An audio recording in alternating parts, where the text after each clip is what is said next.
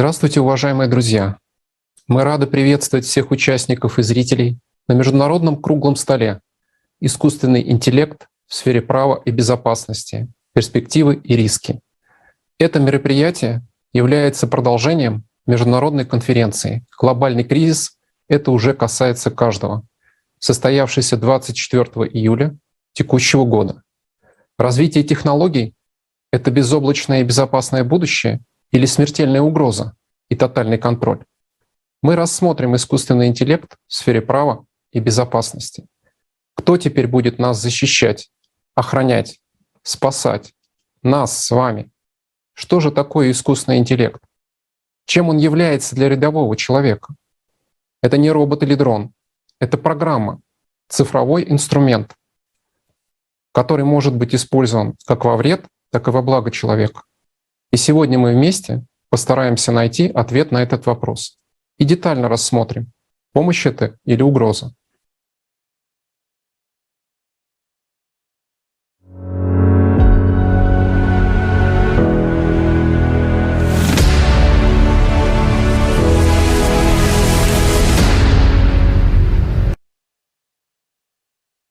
Здравствуйте, дорогие зрители!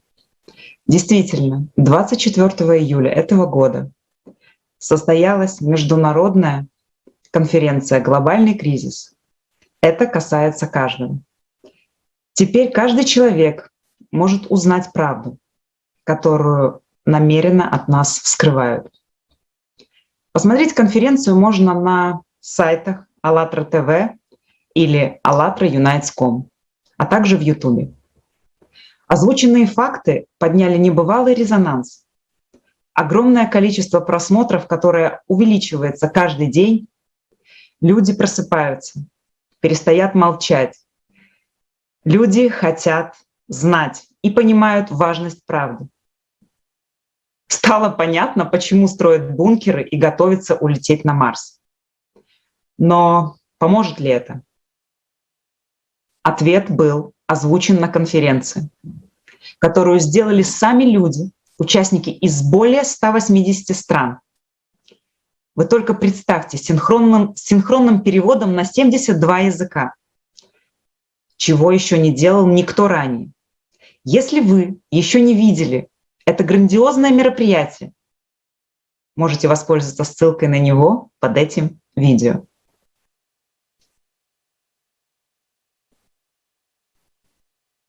Мы рады приветствовать Василия Лукашова.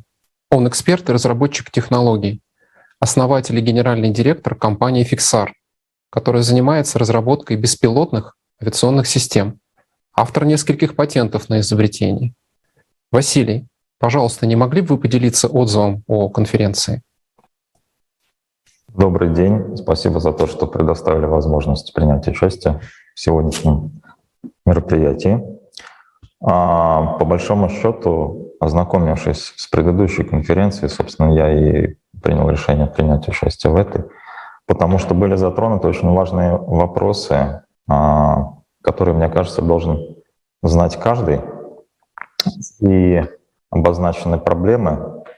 Ответов на вопросы, конечно, как решить эти проблемы, наверное, на данный момент еще готовых решений нету. Но сам факт того, что эти проблемы начали доводиться до сознания окружающих, до обывателей, до каждого человека, который сейчас имеет возможность посмотреть все эти материалы. Это, конечно, очень большая работа, которая была проделана создателями конференции. И я считаю, что она рано или поздно даст свои плоды. Мне, например, больше всего понравилось, что проблемы, которые затрагиваются, рассматриваются с разных сторон. То есть мы не навязываем какие-то точки зрения, мы просто рассказываем про существование этих проблем и как бы даем пищу для размышления, что с этим в принципе нужно что-то делать, и призываем к обсуждению как раз способов решения проблематики. Это очень, на мой взгляд, важный методологический подход.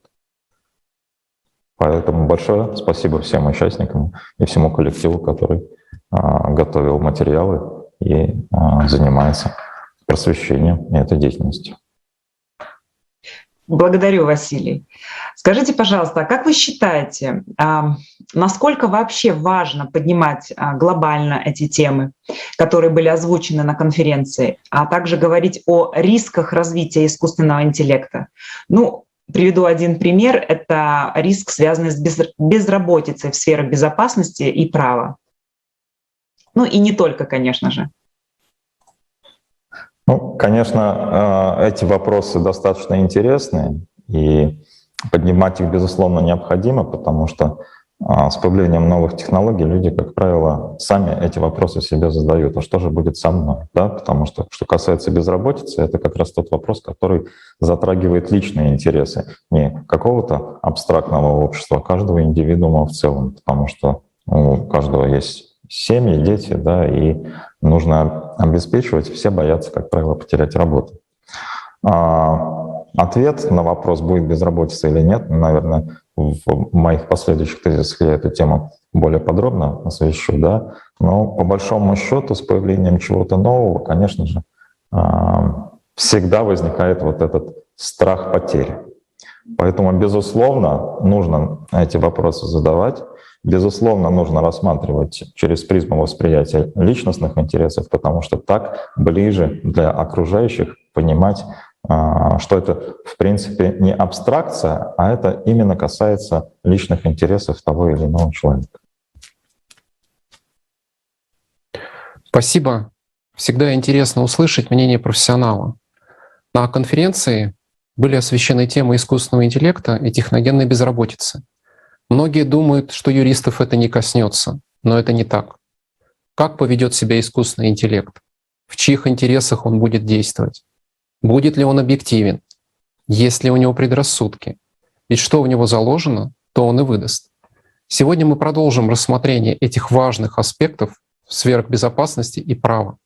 Действительно ли юристы незаменимыми специалистами являются? Давайте посмотрим видеоматериал.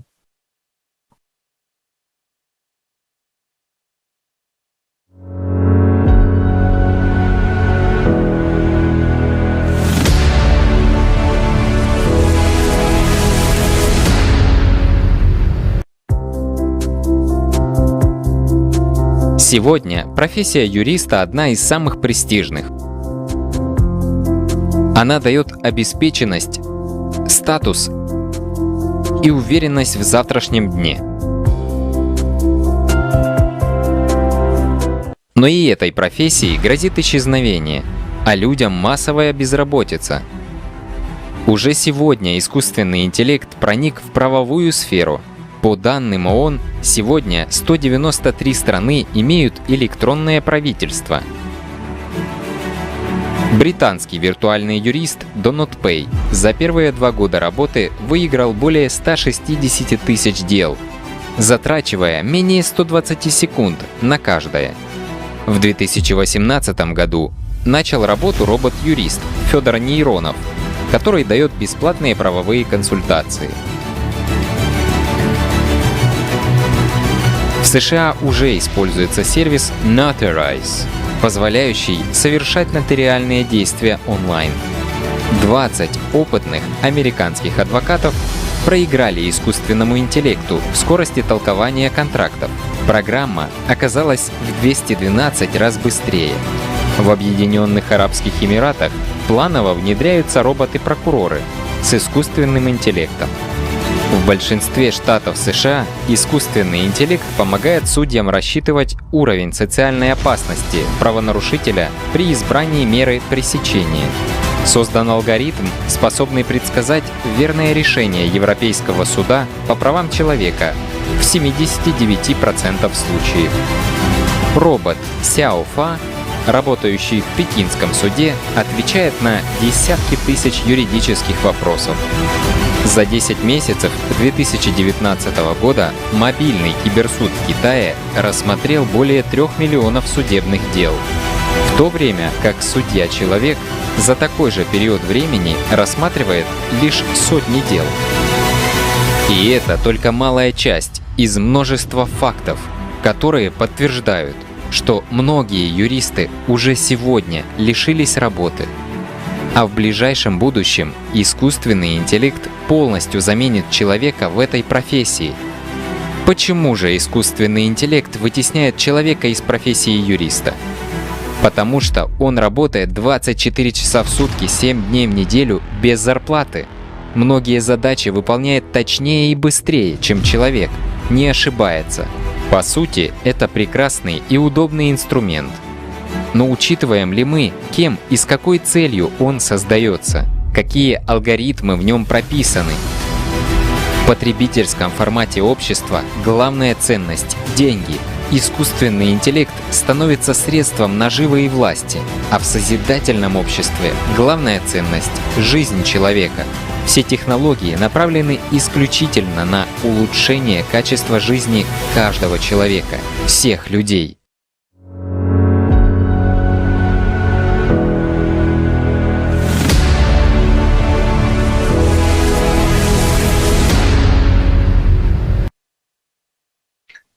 Вы думаете, что на экране в мантии был живой человек, судья? Нет. Это виртуальный судья мобильного киберсуда в Китае. Давайте более подробнее посмотрим, что такое искусственный интеллект. Роман, мы знаем, что вы являетесь профессиональным юристом и изучали данную тему предметно. Расскажите, пожалуйста, нам и зрителям доступно о понятии искусственного интеллекта. Спасибо, Евгения. Мне даже вспомнилось, что достаточно давно я окончил школу программистов. Поэтому на самом деле вопрос, что такое искусственный интеллект, каков он, превосходит ли он уже сейчас человека, очень важен. Задумываемся ли мы вообще, какие будут последствия его использования? Основатель OpenAI Илон Маск, богатейший человек планеты, многие знают, кстати, его по компании Tesla, считает, что саморазвитие искусственного интеллекта и отсутствие чувств морали, исключений может привести к тому, что технология может стать страшнее, чем атомное оружие. И это всем озвучивает разработчик о своем продукте. До сих пор нет единого определения, что такое интеллект. Поэтому мы приведем свою информацию и свое понимание, чтобы вы, в свою очередь, могли понять, что же это такое. Интеллектус от латинского понимания, познания. Искусственный интеллект — это имитация интеллектуальных функций человека, которые применяются повседневно. Способность учиться, анализировать, принимать решения, совершать действия. Например, пилот ВВС США, профессионал с многолетним опытом, не смог одержать победу над искусственным интеллектом в ходе тестовых воздушных сражений. Не мудрено, потому что искусственный интеллект налетал 4 миллиарда часов. На конференции мы могли видеть выступление искусственного интеллекта Коди. Для меня это было достаточно необычным, потому что, казалось бы, на экране выглядит внешне симпатичная девушка, за которой стоит искусственный интеллект. Но искусственный интеллект — это не просто программа. Ее внешнее проявление может быть абсолютно любым. Например, София — человекоподобный робот в виде женщины, разработанный гонконгской компанией Hanson Robotics. Вы, кстати, на экране сейчас можете видеть различные варианты этого робота. София была активирована в 2015 году. Она постоянно совершенствуется и в настоящее время уже может имитировать 62 эмоции. Участвовал во многих встречах, ток-шоу. Кстати, сейчас робота можно купить по цене автомобиля класса премиум. Области применения искусственного интеллекта очень обширны. Это и распознавание речи, анализ, различные другие функции. Вы сейчас на экране, кстати, можете видеть функционал робота София, и он просто огромен. Искусственный интеллект имеет 3 уровня. Слабый искусственный интеллект, который специализируется в одной области и решает одну проблему. Мы сталкиваемся с ним повседневно. Это распознавание лиц или номеров автомобилей, или когда мы, допустим, в поисковой системе вводим какой-то запрос, и система автоматически нам подставляет слова. Это простейший слабый искусственный интеллект. Сильный искусственный интеллект способен выполнять уже поставленные задачи наравне с человеком. А суперинтеллект превосходит возможности любого из людей и способен решать задачи мгновенно. В 1950 году был предложен так называемый тест Тьюринга. То есть машина станет разумной тогда, когда будет способна диалог с человеком, а тот не сможет понять, с кем он общается, с программой или с человеком. На самом деле это неформальный критерий того, создан ли уже сильный искусственный интеллект или нет. Робот София, которого мы только что с вами видели, она не просто разговаривает. В октябре 2017 года она стала подданной Саудовской Аравии. Об этом, кстати, мечтает огромное количество людей. Я также хотел бы отметить показательный пример. Это игра в Го, которая, в отличие от шахмат, насколько я помню, после второго хода имеет вместо 400 ходов почти 130 тысяч. Как делился Ли Седоль, обладатель 18 мировых титулов по игре в Го, который играл с машиной: я был потрясен, никогда не ожидал этого поражения. Я не мог предвидеть этого. Я не думал, что AlphaGo сыграет столь сильно. Но самое важное, что программа не просто высчитывает и делает лучший ход, а для каждой конкретной ситуации она делает его творческим. Раньше такие ходы могли делать только люди. Исследователи из Facebook и MIT, Дэниел Робертс и Шоейда, отмечают, что искусственный интеллект не только часто использует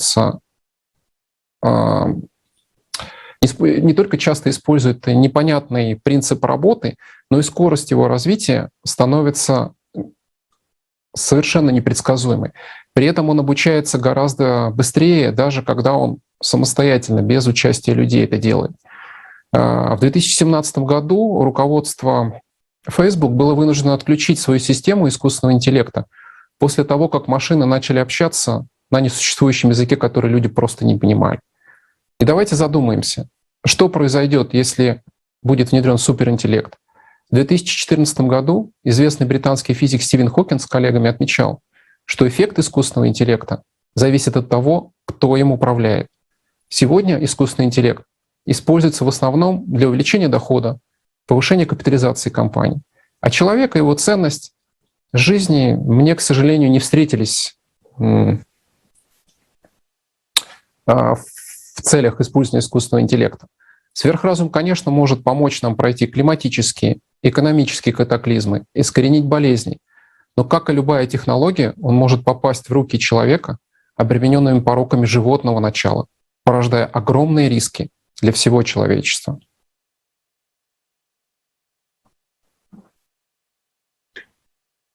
Спасибо, Роман. Интересные вводные. Да, теперь у меня появилось целостное понимание, что это программа, и она может быть в любой форме. До вашего разъяснения я не воспринимала это всерьез, и мне в уме приходили различного рода ассоциации с мифическими роботами из будущего. Давайте подробнее об искусственном интеллекте и программах расспросим нашего специалиста. Василий, пожалуйста, вам слово. Спасибо, Евгения. Я, прежде чем углубиться в тематику непосредственно искусственного интеллекта, все-таки немножко расскажу про разные уровни систем и про то, как, скажем, в нашей индустрии это применяется. Это не будущее и не даже настоящее, в общем-то, даже почти прошлое. Да, то есть это то настоящее, которое уже существует благодаря тому, что было внедрено несколько лет назад. Да, то есть это такие технологии, которые где-то на стыке находятся как хардварных решений, так и программного обеспечения. Мы также применяем разноуровневые системы в своих беспилотных авиационных решениях. И самое низкоуровневое решение — это решение, компьютеризированное решение, находящееся на борту беспилотного аппарата, собственно, тот самый автопилот, который принимает решение о том, как аппарат будет себя вести во время выполнения миссии полета. То есть программу заложили предварительно, и аппарат по этой программе ее выполняет, но то, как он выполняет да, это зависит от него, и он сам принимает эти решения. То есть если нужно повернуть направо, а наибольшим простым решением будет являться на самом деле повернуть налево, налево и налево, да, то, собственно говоря, он так и сделает. А второй уровень уже применяемых в сегодняшнем мире решений, да, это решения по анализу собранных данных. И здесь наиболее интересное получается явление, потому что именно эти системы, они самообучаются достаточно быстро при одном очень важном условии, что их обучение должно быть контролируемо. То есть для того, чтобы такие системы научились анализу данных, необходимо, чтобы данные и качество подобранных для обучения данных кто-то предоставил, предварительно подобрав. То есть нужен своего рода учитель для того, чтобы эти системы реализовали сами себя. И после того, как система научилась, следующий уровень, который тоже уже существует, но пока еще находится на ранних стадиях внедрения, это как раз системы, которые в состоянии контролировать правильность или, наоборот, неправильность, да, выявлять в работе систем предыдущего уровня. Это очень важно понимать, потому что вот эта логика, она является как бы причинно-следственной связи для того, чтобы мы через такую призму могли рассматривать вопросы, которые поднимаются в конференции, в том числе и вопрос безработицы людей в именно юридической сфере, в этой плоскости.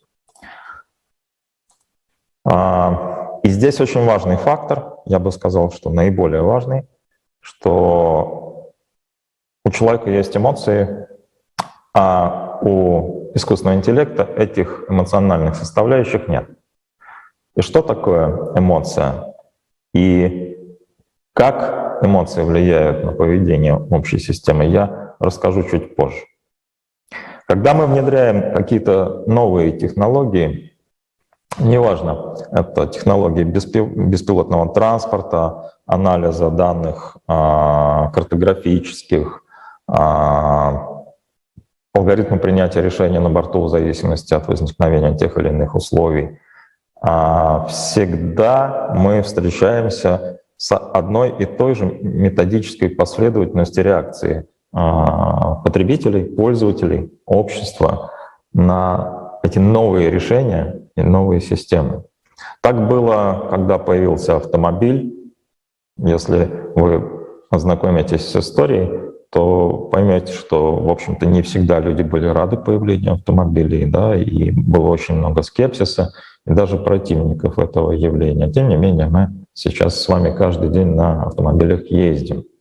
Точно так же было с появлением порядка 100 лет назад авиации, когда это считалось очень рискованным делом каких-то совсем-совсем отважных, я бы так сказал, не совсем нормальных людей, да, которым своей пассионарностью сдвигали общество для того, чтобы общество эти системы применяло. То есть мы каждый раз сталкиваемся с тем, что социум не готов к внедрению новой системы. Но так или иначе системы в нашей жизни появляются практически каждый год, эволюционируют. Сейчас современные люди не представляют свою жизнь без смартфона, например, да, и это одновременно и замечательно, и несколько страшно.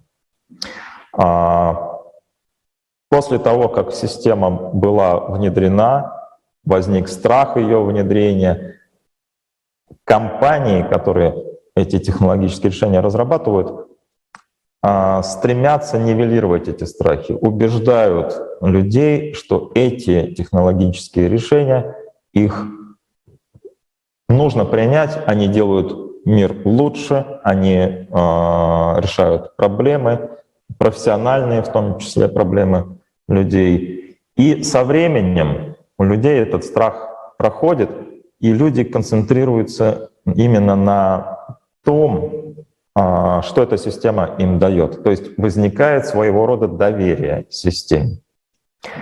Как это возникает? Каким образом люди понимают, можно доверять технологической системе или нельзя, и каким образом повышать степень доверия? Это целая наука, искусство, и сейчас в маркетинге появляется все больше и больше на эту тему методических решений, как внедрить новый продукт в рынок. И здесь как раз преодоление страха внедрения, повышение степени доверия системе — это уже вопрос не технологий и технологического развития, но и больше психологического характера. Потому что очень важно, чтобы люди успевали привыкать к внедренным технологическим решениям, и они не вызывали у людей раздражения. Почему?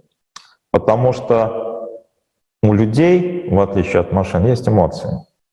И если мы немножечко, скажем так, по-русски подгоняем людей, и они оказываются не совсем готовы к применению тех или иных технологий, степень доверия еще не сформировалась, то появляется эмоция отчуждения, это своего рода блок, да, и людей машины начинают раздражать. Вот мне кажется, что современное общество, оно подобралось к такому этапу, когда компании, стремящиеся все быстрее и быстрее внедрить свои технологические решения в рынок, подгоняют как бы пользователя, а пользователь еще не успевает проходить все эти 3 стадии страха, потом доверия, повышения доверия и готовности к внедрению.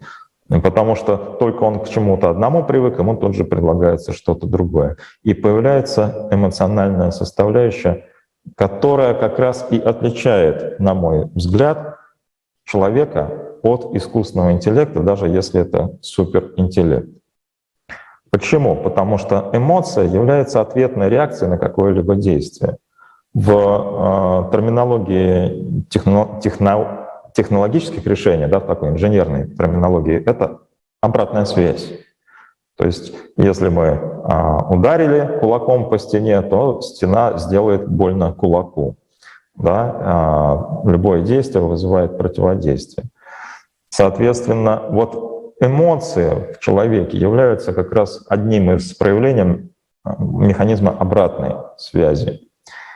И страх и боязнь искусственного интеллекта будет, на мой взгляд, обоснованно присутствовать в обществе ровно до тех пор, пока искусственный интеллект не сможет и не станет обладать эмоциями. Я имею в виду не имитацию эмоциональных составляющих, типа там улыбки, смеха и так далее, по заранее запрограммированному маршруту, а именно эмоции как обратная связь на окружающую среду и на то, что происходит в этой окружающей среде.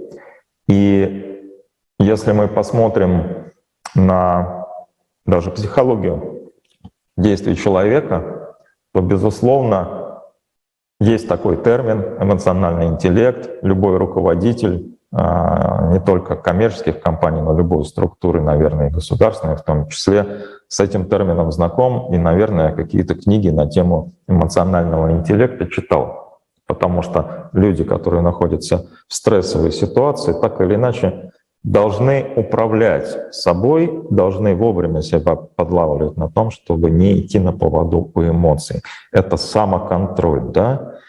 И вот сможет ли система обладать эмоциями как человек и контролировать эти эмоции? Мне кажется, этот вопрос и является ключевым для того, чтобы мы смогли принять эти системы, ну, условно говоря, на равных.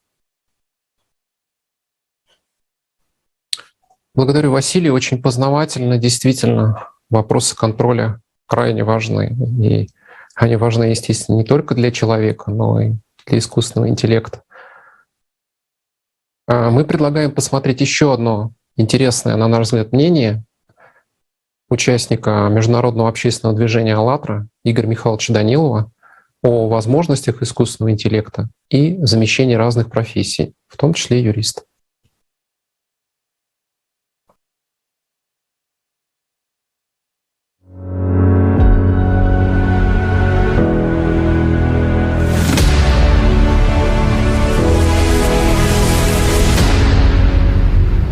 Но как только в нашу жизнь войдет суперинтеллект, все изменится сразу. Человек, он вообще не нужен будет.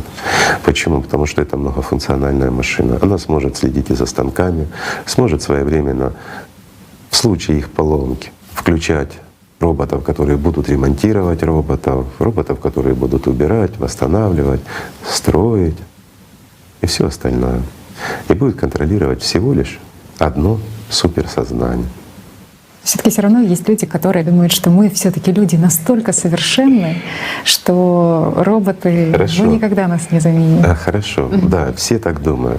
Я же говорю, только что вот мы говорили об IT-специалистах, да, но также думают и юристы, что ну как может быть робот-судья? Это нереально.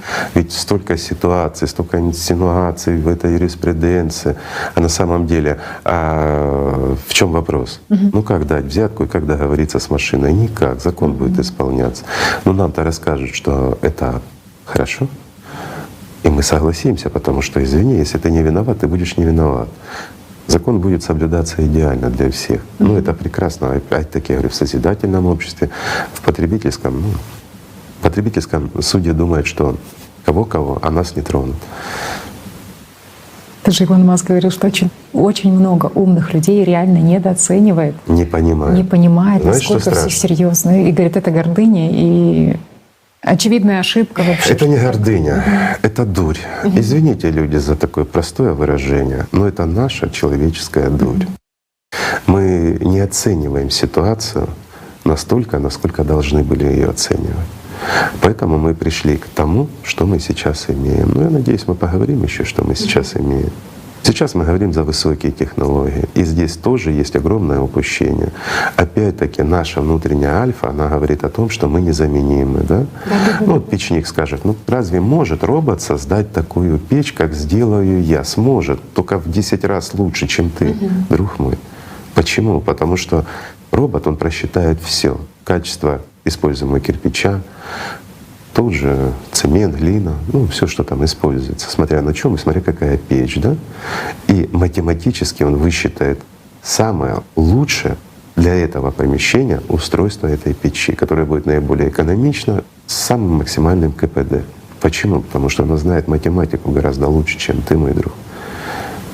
Какой бы печник ты ни был. Вот видишь, вот кого бы мы ни взяли, и что бы мы ни взяли, нет профессии, которую бы не заменил искусственный вот этот интеллект.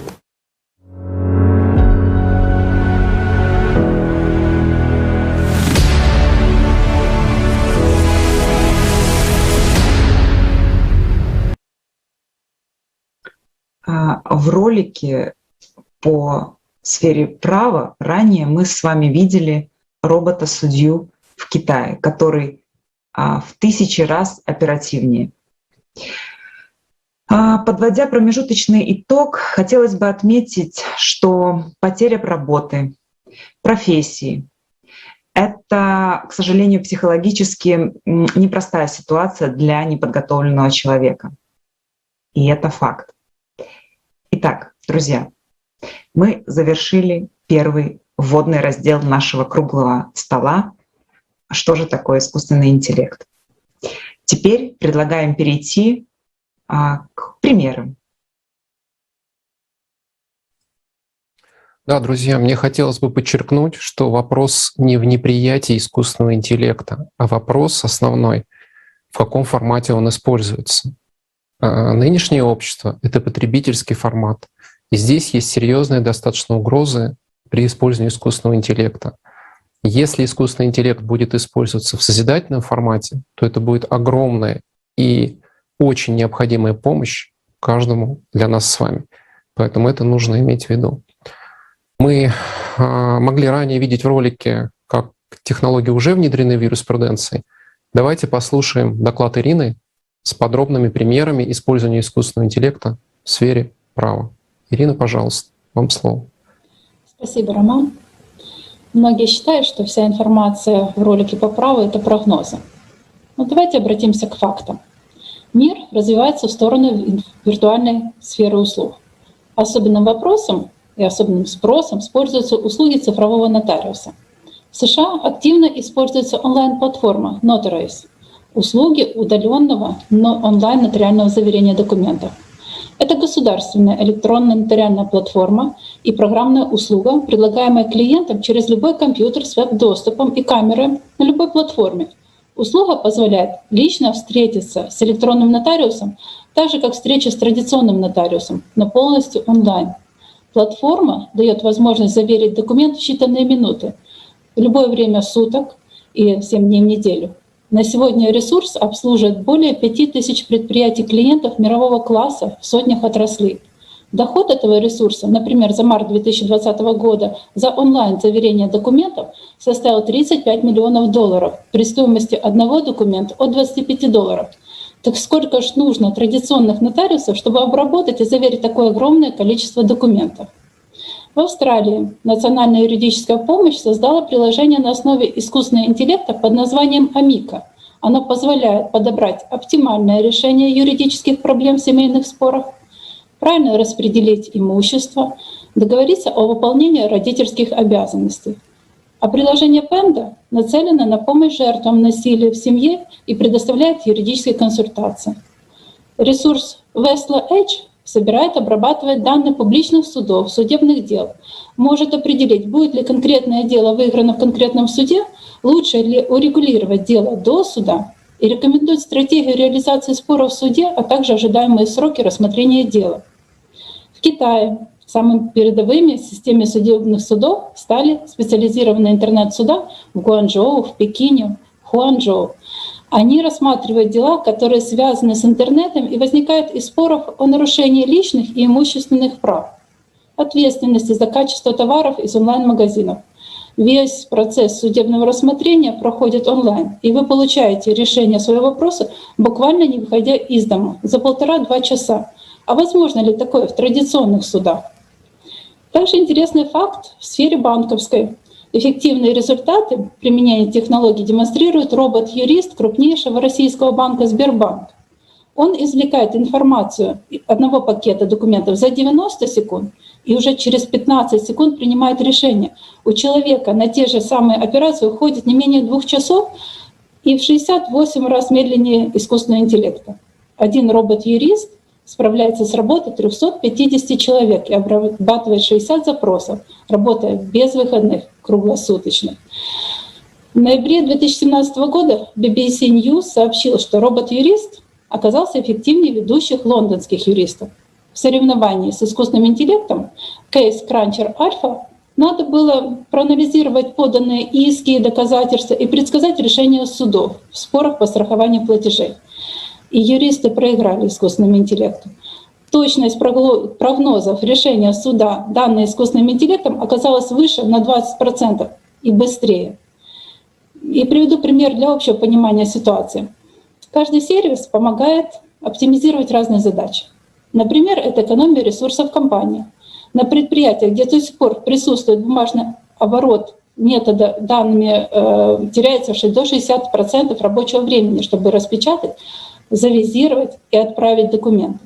Часто теряется не только время, но и сам документ. И представьте, например, ритейл-компания в сутки проводит через платформу Eddy Network около 300 тысяч документов. Потеря хотя бы одного документа может повлечь за собой простой транспорт на отгрузки, несвоевременную оплату, отказ от доставки и другие трудности, которые приводят к нарушению условий контрактов и к судебным разбирательствам.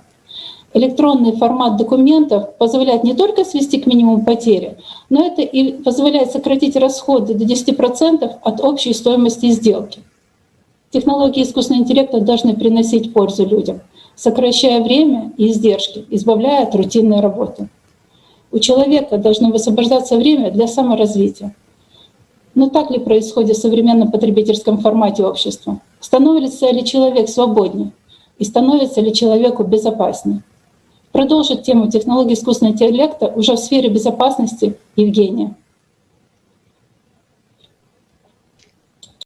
Спасибо, Ирин.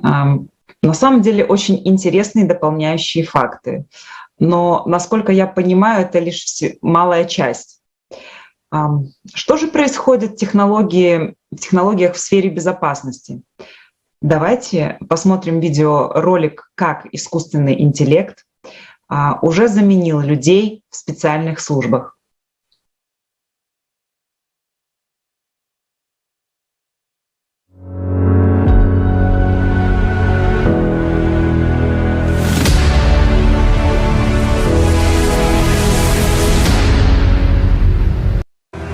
Искусственный интеллект уже активно внедряется в сферу безопасности и превосходит человека в эффективности. Техника может успешно тушить пожары, спасать людей из завалов и стихийных бедствий, патрулировать границы и решать многие сложные ситуации, освобождая людей от участия в опасных действиях. Там, где человеку может быть причинен вред в опасных условиях, например, радиации или токсичного загрязнения, задачу уже быстрее, безопаснее и качественнее решают роботы и искусственный интеллект. В обеспечении безопасности во всем мире сегодня задействованы миллионы людей — танкисты, летчики, разведчики, пожарные, полицейские, спасатели, саперы и другие представители специальных служб, которые выполняют свой долг, рискуют жизнью. Сегодня эти и многие другие профессии уже заменяются искусственным интеллектом. Беспилотные субмарины и истребители, сухопутные машины, танки, полицейские роботы, воздушные дроны, беспилотные летательные аппараты и аппараты для обезвреживания взрывоопасных и радиоактивных предметов, робот часовой для охраны границ. Появились целые многофункциональные робототехнические комплексы, в состав которых входят роботы-разведчики и роботы огневой поддержки. Роботы уже даже могут сотрудничать между собой для обеспечения безопасности. Наблюдение одного и того же места с разных точек может ввести человека в заблуждение, но искусственный интеллект более эффективно управляет полученной информацией, комбинирует ее, устраняя очаг опасности или заранее предупреждая какое-либо правонарушение. Система обрабатывает информацию с фиксированных камер, мобильных наблюдателей и внешних источников. Мобильные роботы-наблюдатели могут сами запускать автономные самолеты, наземные транспортные средства и роботов, перемещающихся в толпе. Во многих странах мира уже применяются роботы-полицейские для патрулирования улиц, торговых центров и сообщений о правонарушениях. Есть свидетельства применения военных роботов в патрулировании границ, например, палестино-израильских территорий. Робот «Скорпион» российской разработки может задерживать преступников, а технология анализа видеоматериалов Jarvis помогает работникам тюрем следить за заключенными и предотвращать потенциально опасные ситуации. Существуют различные модификации саперных роботов, которые могут обнаруживать и обезвреживать опасные предметы, проникать в помещения и вскрывать транспортные средства. Так, робототехнический комплекс «Скоробей» способен самостоятельно добраться до места преступления, заснять все происходящее вокруг него на 360 градусов и передать данные полицейским. Силами специального назначения используется миниатюрный робот для проведения тактических операций, поиска террористов и обезвреживания живых целей. Беспилотные машины могут перевозить людей, боеприпасы и решать боевые задачи вплоть до уничтожения целей. В США уже применяется беспилотный истребитель.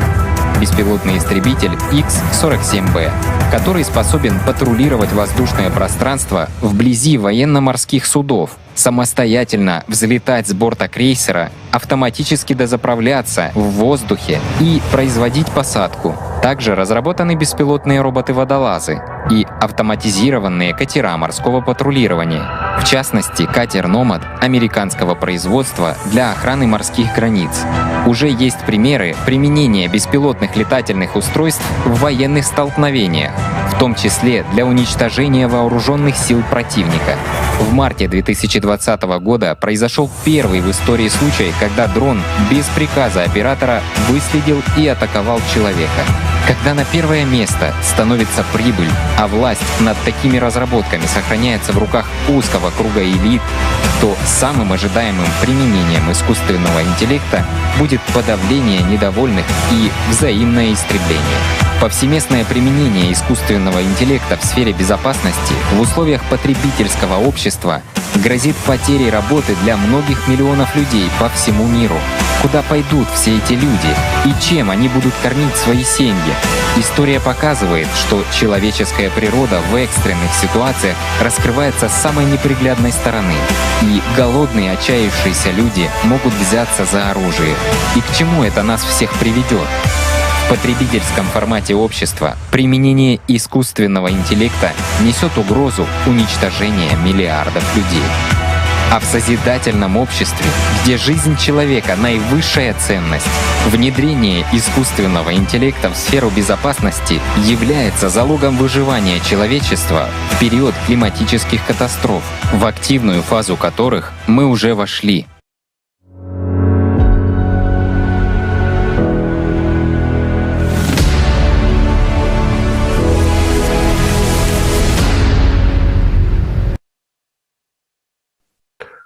Да, впечатляет. О многих фактах я узнал впервые, и, конечно, в этом ролике наглядно показано, что человек уже аутсайдер. Что же будет дальше? Об этом нам расскажут следующие спикеры. Евгения, пожалуйста, вам слово. Я думаю, что у вас уже не осталось сомнений в том, что профессии и, как следствие, люди в сферах безопасности и права будут вытеснены. Но для сомневающихся приведу еще несколько дополнительных фактов. Ведь искусственный интеллект в сферу безопасности внедряется уже семимильными шагами. Уже сегодня пожарных спасателей заменяют роботами и беспилотными дронами, которые могут проникать в труднодоступные места, поднимать и перемещать тяжелые предметы, проникать в очаги пожаров, кстати, куда не может попасть человек. Ну, например, дрон-спасатель NetGuard предназначен для спасения людей с верхних этажей зданий во время пожара. Да? Дрон получает сигнал бедствия, использует GPS для определения местоположения огня. Летит он сам на большой высоте, чтобы избежать пробок и быстро добраться до места чрезвычайной ситуации. Подлетая к нужной точке, аппарат раздвигается на 4 части. В центре появляется защитная сетка, способная поймать и переместить человека в безопасное место. Вы только представьте, что датчики отслеживают прыгающего человека, а двигатель перемещает беспилотный летательный аппарат для точной ловли. В настоящий момент исследователи из Корнельского университета разрабатывают систему, позволяющую командам роботов обмениваться информацией по мере их перемещения. И если даже необходимо, то интерпретировать то, что они видят. Таким образом, это позволит роботам вести наблюдение как единое целое с множеством глаз. Новая система будет поддерживать информацию с фиксированных камер, да, мобильных наблюдателей и внешних источников. Зная контекст ситуации, роботы-наблюдатели смогут обнаруживать подозрительных субъектов и действия, которые, кстати, могли быть не замечены простым человеком. И вот здесь мы с вами видим, что благодаря данной системе уже вскоре будут заменены сотрудники полиции, пограничной службы, которые патрулируют улицы и границы, предотвращая правонарушения. Также благодаря данной системе будут заменены работники пенитенциарной системы, да, пенитенциарной службы и многие другие сотрудники, которые выполняют охранные и превентивные функции. Сегодня также применяют такую опасную игрушку, как робот Дога, который, кстати, предназначен для спецназа и антитеррористических подразделений. Этот маленький миниатюрный робот может перемещаться по пересеченной местности, лужам и даже подниматься по ступенькам. Для обнаружения цели в Дога встроен специальное программное обеспечение, которое автоматически распознает объекты и позволяет оператору наводить оружие на противника, а также поражать его всего лишь нажатием на экран планшета. В некоторых странах уже сегодня полицией используются умные очки для поиска, кстати, подозреваемых, распознавания лиц и автомобильных номеров. С помощью технологий всевидящего ока полицейские Китая задерживают подозреваемых и выявляют случаи подделки документов в кратчайшие сроки. Это не единственный пример использования инноваций в работе правоохранительных органов. Новые технологии внедряют по всему миру, чтобы быстрее находить и задерживать нарушителей. Вы знаете, меня удивил тот факт, что на сегодня общемировые затраты на современные технологии для полицейских только за 2020 год оценили в $13,6 миллиардов США. По мнению аналитиков, с каждым годом эта сумма будет расти почти на 10%. Хотелось бы сказать, что многие страны уже используют беспилотники, системы распознавания лиц, а также технологии, позволяющие бесконтактно взаимодействовать с гражданами. И это наше будущее и уже настоящее. Благодарю. Спасибо, Евгения. Мы надеемся, что у наших зрителей устранились сомнения в активном использовании в таможенной, пожарной, пограничной службе, полиции, в тюрьмах, в охране. Не просто программы, а современных технологий высочайшего уровня, которые полностью заменяют человека. Сейчас предлагаем посмотреть еще одно экспертное мнение, фрагмент конференции «Глобальный кризис». Это касается каждого, где Игорь Новиков говорит о предвзятости и рисках искусственного интеллекта.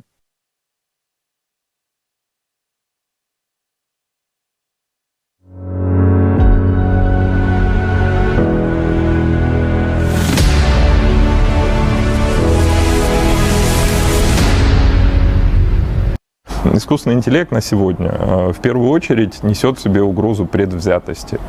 То есть есть простое правило. Если датасет, на котором обучена нейронка, составлялся людьми, то действие и работа, и качество работы этой нейронки будет вот зеркалом датасета. То есть, по большому счету, если у нас будут расовые предрассудки, заложенные в датасеты, либо религиозные, либо какие-то еще, то нейронка, которую мы считаем абсолютно рациональной, будет на самом деле иррациональна и предвзята так же, как и ее создатели. Это вот первая проблема. Вторая проблема заключается в том, что, несмотря на то, что вот сегодня мы намного лучше понимаем, как нейронные сети принимают решения, чем мы понимали там 3-4 года назад, мы все равно до конца не контролируем вот процесс принятия решения, не мониторим даже процесс принятия решения. При этом мы искусственному интеллекту доверяем все больше и больше ежедневных задач, причем некоторые, которые из них касаются вопросов жизни и смерти многих людей. Я говорю о применении машинного обучения в медицине, в энергетике, там, в чем угодно. Да? При этом, де-факто мы не понимаем, как это условный черный ящик, хотя это не черный ящик, это нолики и единицы бинарного кода, но все-таки. Как этот черный ящик устроен? Мой любимый пример, хоть он и кажется фантастическим, но прецеденты в истории человечества уже были, это вспышки на Солнце. То есть в 65 или 69 году вспышка на Солнце нанесла довольно серьезный инфраструктурный вред американскому телеграфу. А почему только телеграфу? Да потому что, в принципе, это вот единственная технология была, которая была этому подвержена. Если подобная вспышка повторится сегодня, она де-факто за полдня отправит нас в 19 век, лет на 20. То есть нам есть над чем задуматься.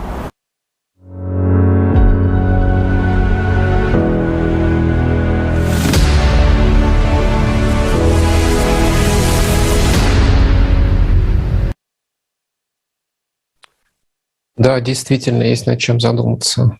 Ведь сила вспышки на Солнце в 1859 году была такова, что вышли из строя телеграфы в Европе и Северной Америке, а яркие полярные сияния были видны по всей планете. Мне очень запомнилось, что в Колорадо даже шахтеры решили, что наступил рассвет, и они отправились на работу.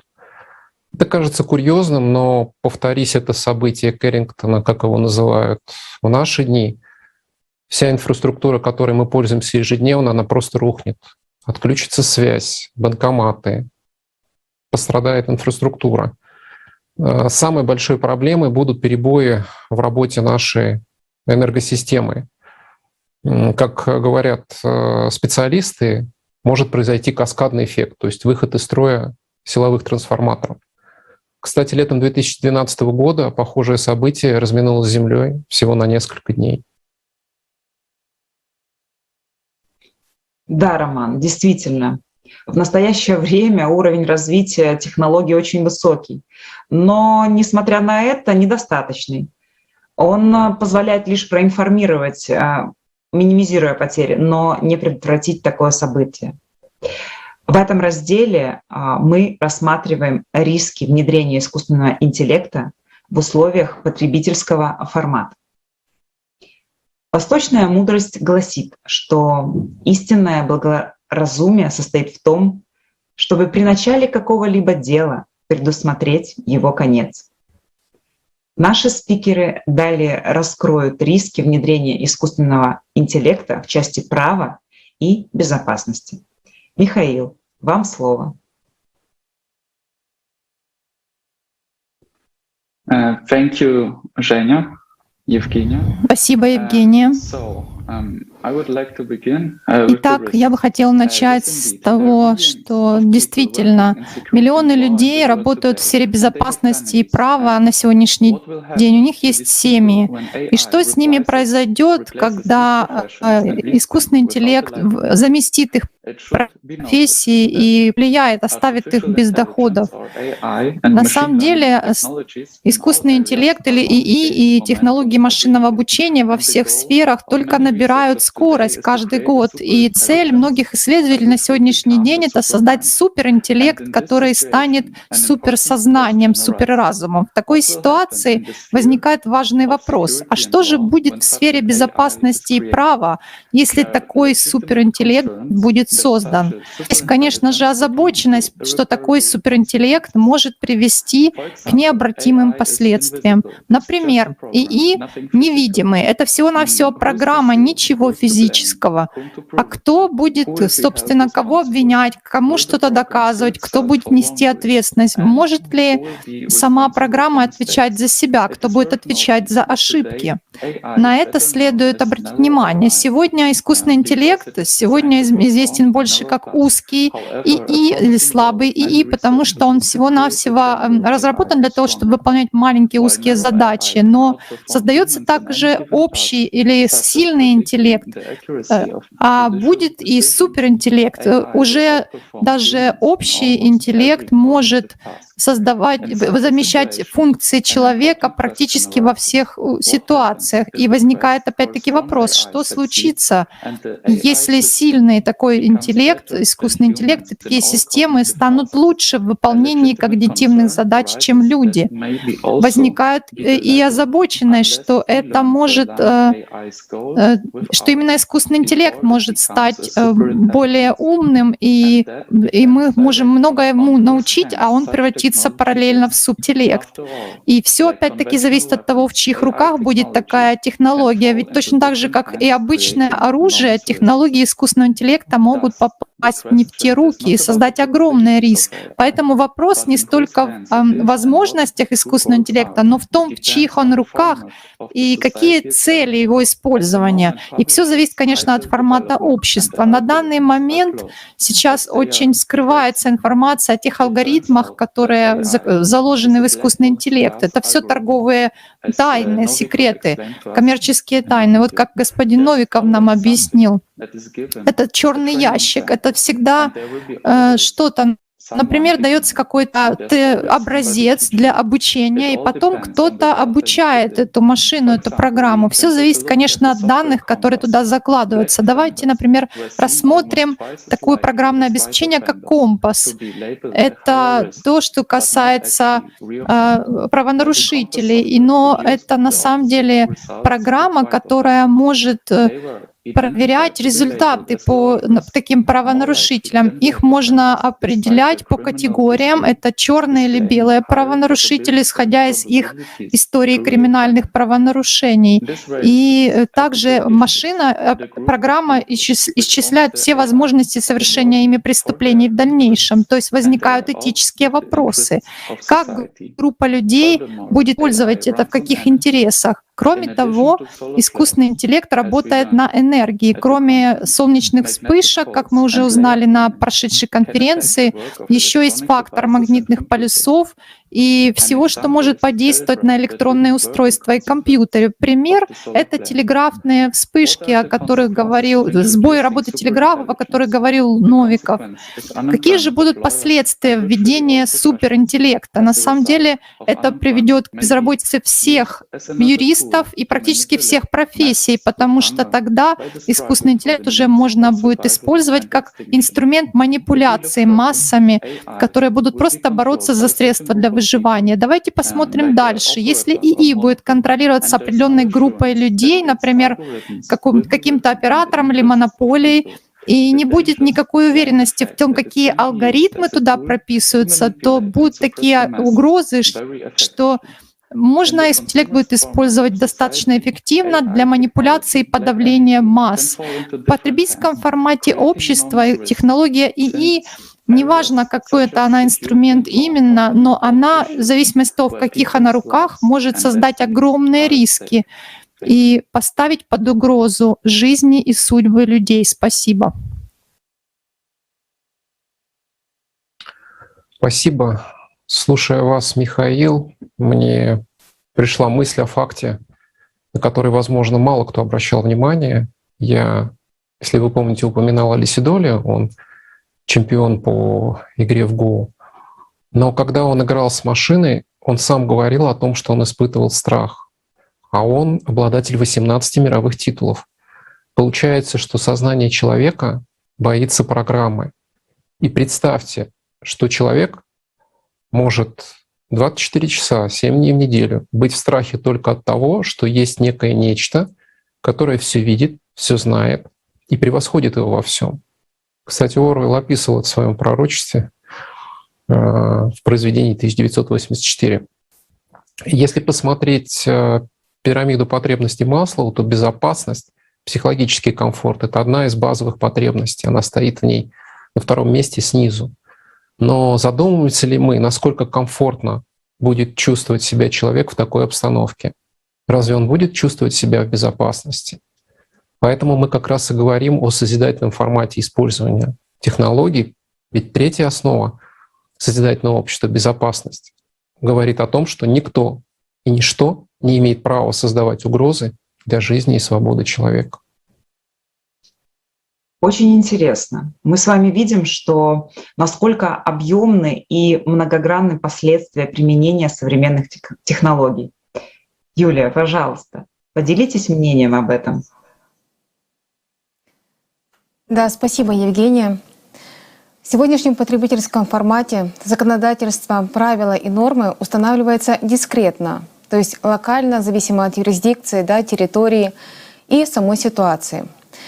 Но физические границы утрачивают свое предназначение в момент развития технологий, стремительного развития технологий, которые мы наблюдаем сейчас. И вот механизмы сдерживания, механизмы сдерживания самих технологий только усугубляют ситуацию с нарушением прав человека, особенно с обеспечением права на жизнь, потому что мы сейчас все свидетели активного нарастания климатических бедствий. Также стоит отметить, что в потребительском формате законодательство и теория права всегда отстает от научно-технического прогресса, являясь, по сути, реагирующими. То есть получается, для того, чтобы установить норму, сначала должен был быть нанесен вред. И что же получается, что эта норма, она возникает вследствие ухудшения или иногда исчезновения чьей-то жизни. И готов ли каждый из нас стать тем первым, чья жизнь ляжет в основу нормы? Скорее всего, нет. Также есть способ, упреждающий способ регулирования использования искусственного интеллекта на законодательном уровне. Но сегодня в потребительском формате общества такой способ создается под эгидой ООН. И если мы посмотрим на договора о запрете ядерного применения, о запрете применения ядерного оружия и ядерных испытаний, то мы здесь видим, что не все страны подписали эти договора.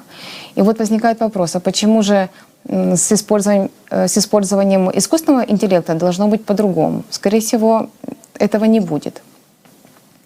Также стоит отметить, что в потребительском формате общества нет единого правового подхода к установлению сущностных характеристик искусственного интеллекта.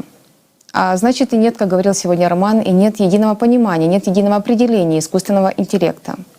И мы здесь приходим к такой же ситуации, как с климатическими беженцами. Нет определения, нет законодательства, нет решения.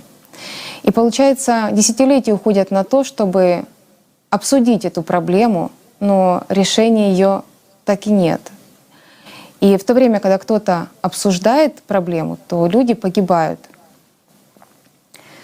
Сегодня мы уже говорили несколько раз, да, что искусственный интеллект — это инструмент, и очень важно, кто с какой целью его будет использовать.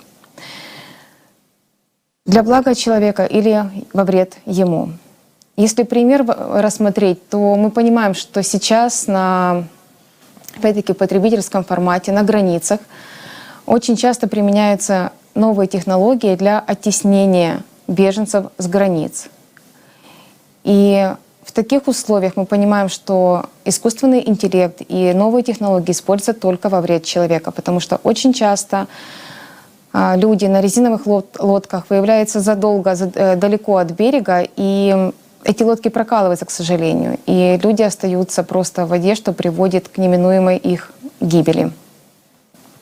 И вот с учетом всего этого еще стоит уже сказать о технологии, которая предугадывает поведение разных видов, в том числе и людей. То есть искусственный интеллект может предугадать поведение человека. Также к рискам стоит упомянуть, что уже есть патент, по которому искусственный интеллект признан изобретателем. То есть искусственный интеллект на сегодняшний день уже изобретатель.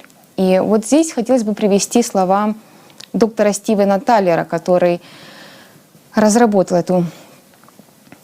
создал эту разработку. И хочу зачитать его цитату.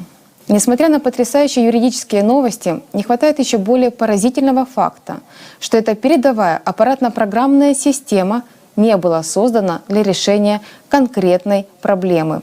Вместо этого он созерцал свой наблюдаемый мир и накопил множество открытий, включая несколько патентоспособных изобретений. Что еще более важно, с научной точки зрения он разумно задумал эти концепции, испытав эмоциональный всплеск и субъективные ощущения, которые мы, люди, испытываем в момент эврики».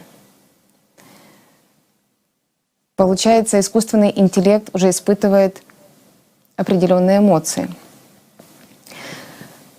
В этом ключе хотелось бы обратить внимание на один факт и на одну информацию, которую приводит организация LifeBot Foundation.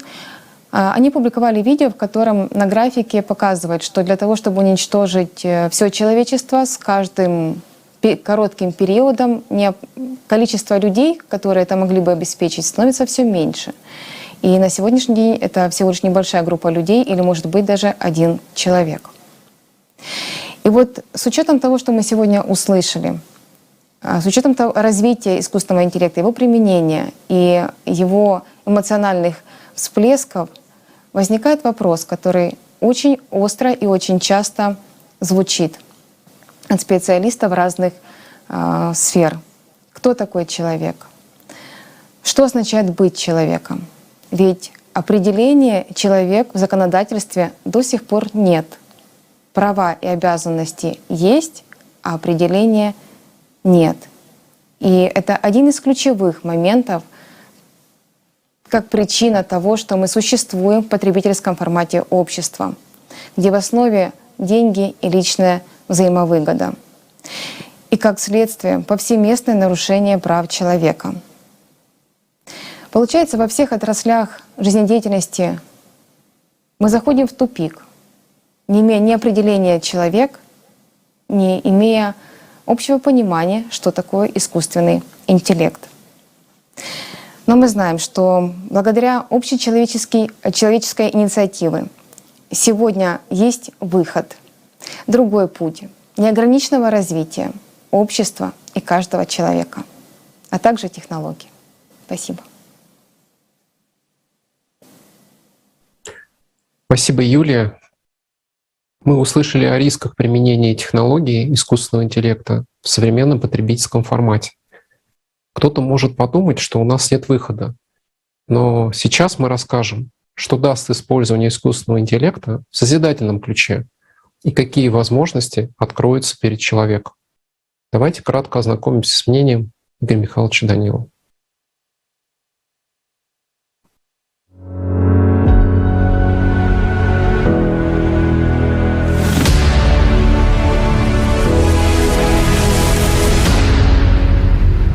Вспомнила, как игроки в Го, которых, собственно, победил искусственный интеллект. Победил. Как они, что они отзывались о том, ну, как это же считалось, что это невозможно. Но выиграть уже не могут. Не могут. Разве и не так? они настолько восторгались именно игрой машины, что она не просто там из базы доставала какие-то шаги, которым научили люди. Она делала такие шаги, да, которые люди бы не смогли сделать. Вот, и их именно это восторгало, что Конечно. они не видели никогда что она намного таких шагов. умнее и смотрит гораздо дальше. Поэтому любая специальность, которая на сегодняшний день есть, она будет заменена машинами. И, собственно говоря, это правильно. Так должно быть. Мы должны вот эту четвертую революцию технологическую переживать. Потому что без развития технологий, ребят, нам всем будущего не видать. Это действительно так. Мы подойдем к этой теме, надеюсь, и поговорим о ней тоже. Почему настолько важна технологическая революция? Потому что в действительности человек должен высвобождаться практически от любого труда. Человек должен заниматься саморазвитием.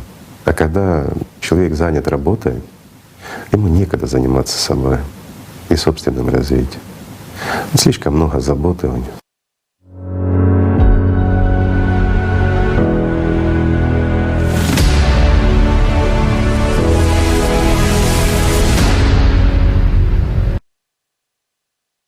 Благодарю.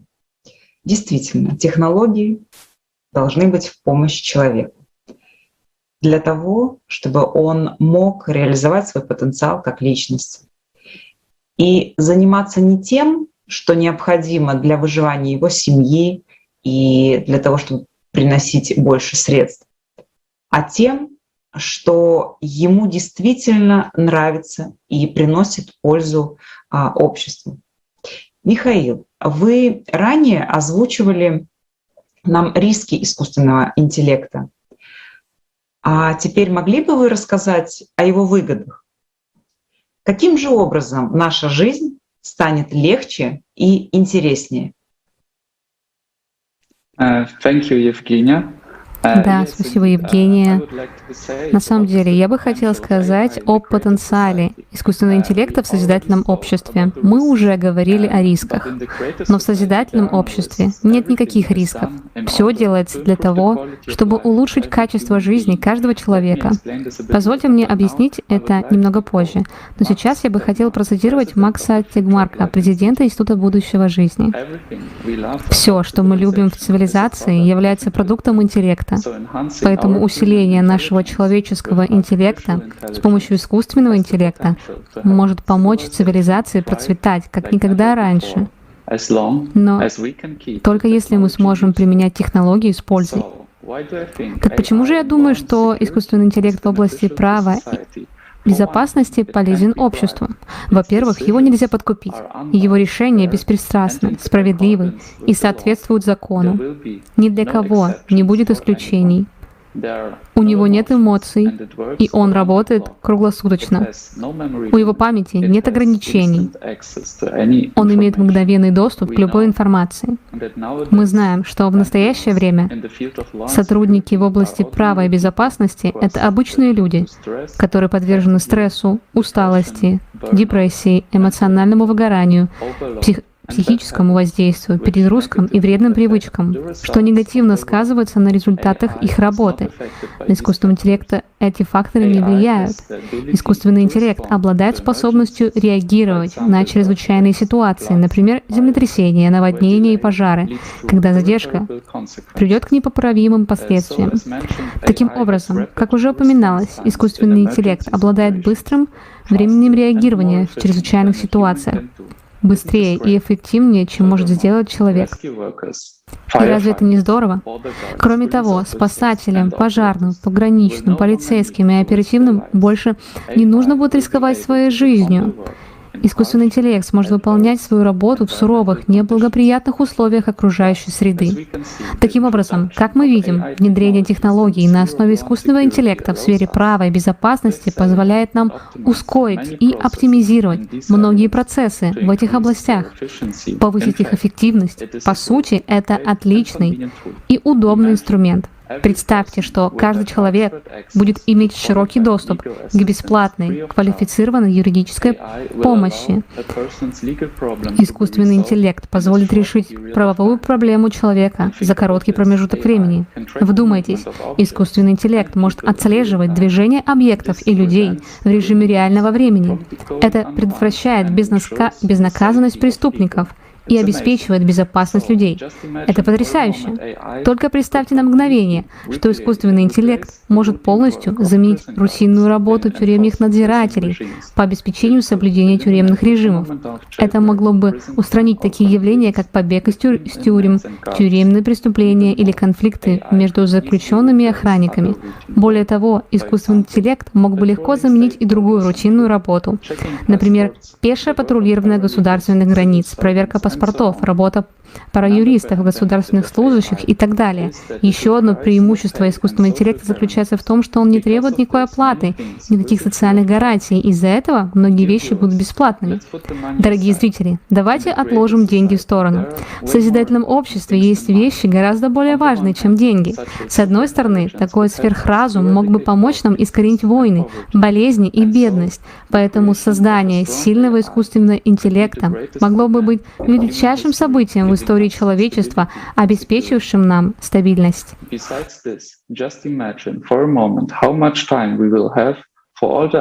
Кроме того, сколько у нас времени есть? И на самом деле, что является самыми важными ресурсами в человеческой жизни? Это время и внимание, и это то, что мы можем использовать с воплощением созидательного общества. Спасибо. Да, Михаил. Выгоды от искусственного интеллекта более чем очевидны. Мы прекрасно понимаем, что мы должны стать более свободными. Жизнь наша должна стать более интересной. Но, на наш взгляд, это возможно лишь в созидательном обществе, так как в нем на первом месте стоит ценность жизни каждого человека. А задача искусственного интеллекта не только сохранить человечество, но и создать условия, чтобы каждый человек перестал быть рабом, а стал именно человеком, с большой буквы. Юлия, как, на ваш взгляд, это может быть реализовано? Спасибо, Роман. Действительно, мы сегодня говорили о том, что в потребительском формате общества, законодательство и теория права не реагирующие. И в условиях активного нарастания климатических бедствий это нас всех приводит к бездне, да, к тому, что человечество как вид очень скоро может исчезнуть. И здесь очень важно понимать, что вот эти все вопросы, которые были рассмотрены, обозначены на конференции «Глобальный кризис», это уже касается каждого, они заложили очень интересный момент, очень важный момент. На этой конференции была озвучена на весь мир правда о рисках существования человечества в ближайшем будущем. И не для того, чтобы напугать, не для того, чтобы посеять какие-то панические состояния, а для того, чтобы узнать правду и реагировать, соответственно, этой правде, то есть принять эффективные решения, потому что только зная правду, человек может принять как раз такие решения, которые помогут ему справиться с ситуацией. Тем более, когда речь идет обо всем обществе. На конференции «Глобальный кризис» это уже касается каждого. Вот все эти вопросы были вмещены всего лишь в 12-часовой прямой эфир. Всего лишь 12 часов понадобилось для того, чтобы каждый человек, просмотрев ее, каждому человеку стало понятно, что твоя жизнь, жизнь твоих родных и близких зависит именно от тебя. Мы знаем, что в основе потребительского формата деньги, обман и манипуляции. Но правда в том, что у нас, как у человечества, больше нет времени на эти иллюзии. И это подтверждают ученые, специалисты, которые говорят открыто о причине климатических бедствий на планете, что это астрономические циклические процессы, вследствие которых, на которые наша Земля реагирует, и поэтому возникают климатические бедствия. И очень важно, что 4 декабря 2021 года на платформе Международного общественного движения «АЛЛАТРА» состоится конференция «Глобальный кризис. Время правды». Для того, чтобы весь мир узнал правду о том, что у нас есть еще шанс справиться с климатическими и экологическими бедствиями.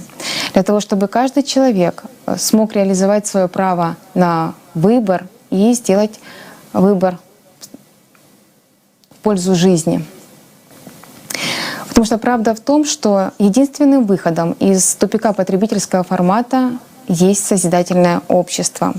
Это новая парадигма взаимоотношений людей. Созидательное общество — это единые, универсальные основы, потому что это общечеловеческий запрос. Этого хотят сами люди. 8 основ созидательного общества — это гарантирование и обеспечение прав каждого человека. Потому что когда мы смотрим, когда мы читаем, когда мы узнаем о 8 основах созидательного общества, мы видим, что в них заложена следующая информация, что человек превыше всего, и никто и ничто не может быть превыше человека. И если мы возьмем в разрезе искусственного интеллекта, то мы понимаем, что любая разработка не может быть выше или создавать любую опасность для человека. 8 основ созидательного общества говорят о том, что у общества есть одна цель, то есть единая цель для каждого — сберечь жизнь другого человека. И вот при таком подходе, независимо от статусов, от степени ответственности, когда каждый руководствуется этой целью, мы не можем причинить вред другому человеку. Мы руководствуемся тем, чтобы сберечь жизнь каждого человека, а все руководствуются, чтобы сберечь жизнь нашу. И поэтому нет необходимости, чтобы какая-либо технология причинила вред прежде, чем какая-то норма будет введена. Создание и использование любых технологий в созидательном обществе возможно только на благо каждого человека. И в ключе того, что единая служба, общемировая служба по борьбе с чрезвычайными ситуациями также предусматривается в созидательном формате, вот в ключе вот этих двух моментов мы можем понимать, что это быстрое реагирование, это своевременный обмен информацией, это заблаговременное предупреждение рисков. То есть не просто реагирование на то, что уже произошло, а заблаговременное, как профилактика этих рисков.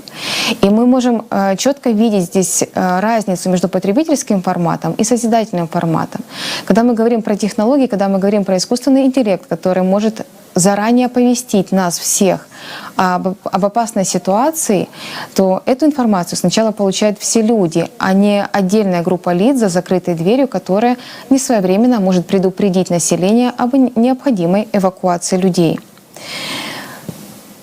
И здесь также стоит отметить, что вот тот риск, о котором говорил Михаил, о котором говорил Роман, об вспышке на Солнце, которая может отключить нам это благо в созидательном обществе, казалось бы. Но стоит понимать, что в созидательном обществе создаются условия, при которых возможно использование безгенераторных реакторов. Получается, созидательный формат общества — это те условия, в которых каждый человек и все общество могут развиваться неограниченно. А технологии точно так же невозможно сдерживать, и точно так же могут развиваться и технологии. Но здесь очень большая разница с потребительским форматом. Все технологии используются во благо каждого человека. Концепция созидательного общества — это безграничное уважение к каждому человеку, как виду, и человечеству как виду, поскольку содержит общие основы для всего человечества. Человек — это основополагающая единица общества, а человечество — одна большая семья. Созидательное общество не является выражением воли меньшинства. Это общечеловеческая инициатива, которая может быть реализована только по выбору самих людей. Спасибо. В созидательном обществе искусственный интеллект в сфере права и безопасности будет только на пользу каждого человека. Технологии крайне важны и нужны. И не стоит задерживать технический прогресс. И в этом мы только что с вами убедились. Техническое развитие позволит не только минимизировать негативные последствия климатических катастроф, поддержать порядок, обеспечить людей всем необходимым, но и высвободить время и силы для развития морально-духовно-нравственных ценностей в обществе. Но скажите, возможно ли это в современном мире, где человек человеку волк, где люди убивают друг друга высокотехнологичным оружием, стремясь, кстати, увеличить свою власть и сферу влияния над другими людьми? Объединение людей одной идеей созидательного русла позволит пройти все невзгоды мягко, сохранив человечность, и приведет нас на более высокий, интересный уровень развития. Я в этом просто уверена на 100%. Но важен выбор каждого человека. И выбор, друзья, за нами. Я хотела бы поблагодарить гостя, который уделил нам время и поучаствовал в нашем круглом столе. Поблагодарить коллег, принимавших участие в данной передаче, в данном круглом столе. И поблагодарить всех зрителей, которые смотрели нас и были нами всем своим сердцем. Благодарю.